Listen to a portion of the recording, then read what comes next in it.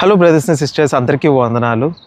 మీరు జీవిస్తున్న జీవితానికి, మీ ఆత్మ ఆశపడే జీవితానికి మధ్య ఎప్పుడైనా దూరం ఉంది అని మీకు అనిపించిందా? మీరు లోకపు కోరికలను కానీ, సందడికి కానీ, విధానాలకు కానీ వెంబడిస్తున్నారనేసి మీకు ఎప్పుడైనా అనిపించిందా? కానీ మీ ఆత్మ దేవుని యొక్క శాంతిని, దేవుని యొక్క విధానాలని కోరుకోవాలి. ఇది ఒక దైవిక పరివర్తన చెందాల్సిన సమయం. మీ యొక్క పాత జీవితాన్ని ఏదో నార్మల్గా చిన్న చిన్న మార్పులు చేసుకుంటే సరిపోదు.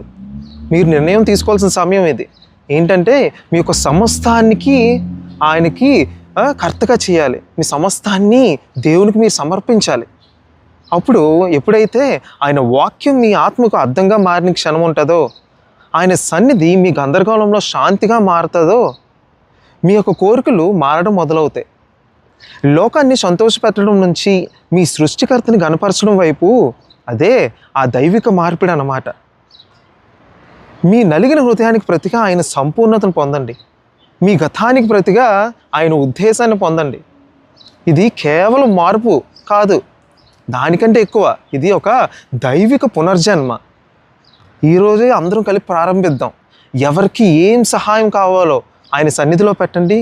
మీరు కన్ఫామ్గా ఆయన సహాయాన్ని పొందుతారు, మీరు మార్పు చెందుతారు. అందరికీ వందనాలు. ఈ వీడియోని లైక్ చేయండి, షేర్ చేయండి, నా ఛానల్ని సబ్స్క్రైబ్ చేసుకోండి. Thank you.